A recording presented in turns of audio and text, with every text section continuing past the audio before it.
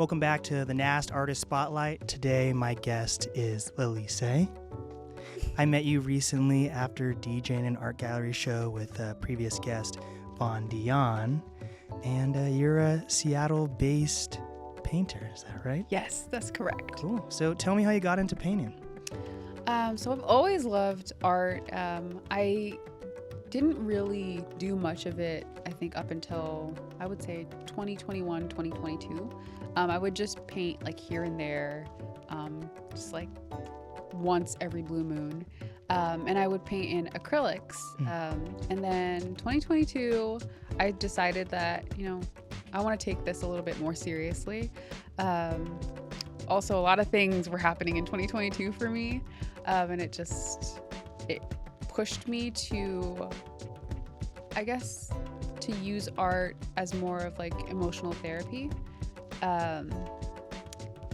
I would say, I had the passing of my brother, career changes, end of a relationship. Everything was just hitting me so hard. And I was like, you know what, I'm going to take this seriously. I had a studio already. So I was like, let me just go in here, spend all my time in here and just like learn how to oil paint. So I switched from acrylic to oils, learned all on my own, YouTube University. And yeah, I went from painting a really small, like 11 by 14. And then directly after that, I was like, you know what, let's go big.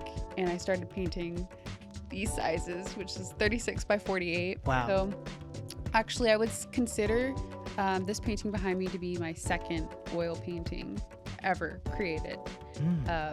And yeah, now I just really love it. And it's just so awesome to continue to learn and to like just create things, honestly. Do some artists stick with acrylic versus oil, or is it like a natural progression to I don't know. I think that a lot of people, it really depends, honestly, what you are painting, I would say.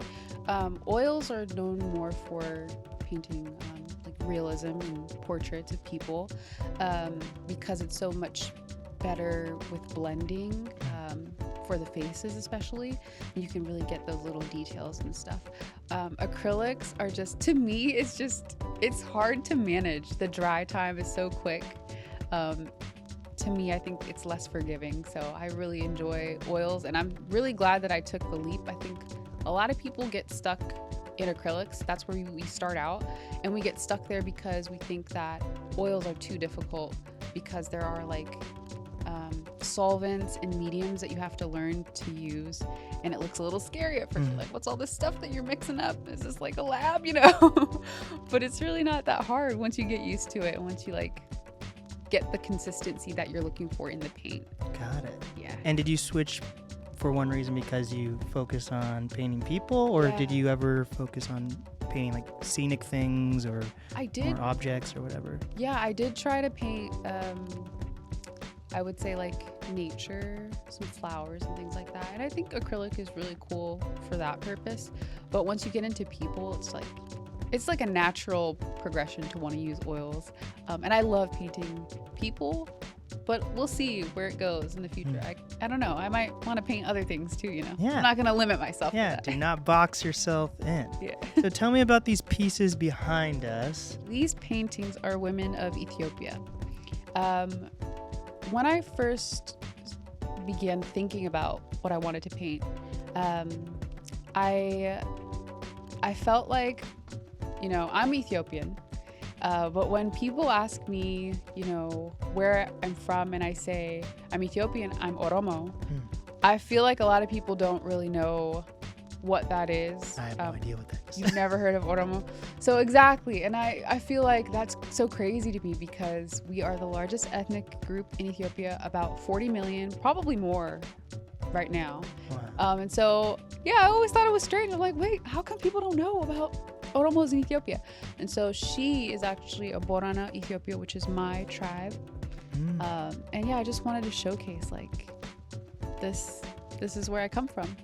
And her specifically, I just loved her essence, really. She's like very wise.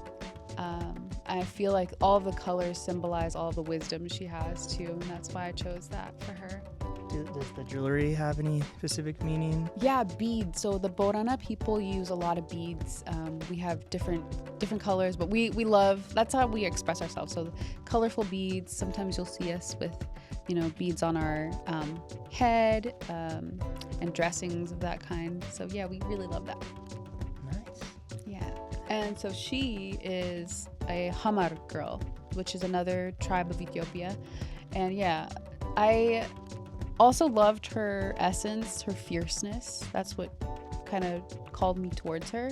I just wanted to showcase, the lesser known people of Ethiopia. And so I wanted to include the Hamar people. And they're very beautiful. They're known for actually putting mud or clay into their hair to preserve it and to make it strong and long. So you can kind of tell that's happening in this one. That's awesome. Is there any message you're trying to get across with these paintings? So there's another painting that's a part of this. I would call it a series. And when you add that painting and you have them, all lined up, I wanted to express the kind of like transition between woman, girl, being a girl and going into womanhood. And I felt like I captured that with the different stages of, a woman's life. So we have the young, fierce warrior girl. The other painting that's not pictured here is a mother figure, so the mother archetype. And then we have the, wise woman. And so the colors kind of go together with all the paintings just to symbolize that transition and that knowledge and wisdom that you get from being a woman. Well, I'm honored for this art to be in my space. Yeah. So from my understanding, there's a pretty big population of Ethiopians in Seattle. Yes. Do you feel like Ethiopian art is showcased enough in Seattle, though? That's a good question. And I don't know if I'm the right person to answer. Honestly, because we were talking about this earlier, is I am just stepping into my arthood, I would call it.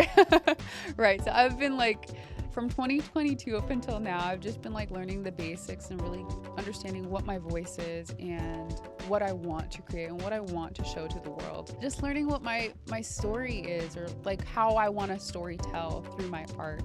And so I haven't really been out exploring the scenes, all the art scenes, and that's something I really want to do. But if it isn't already, I hope to change that. Yeah. There we go.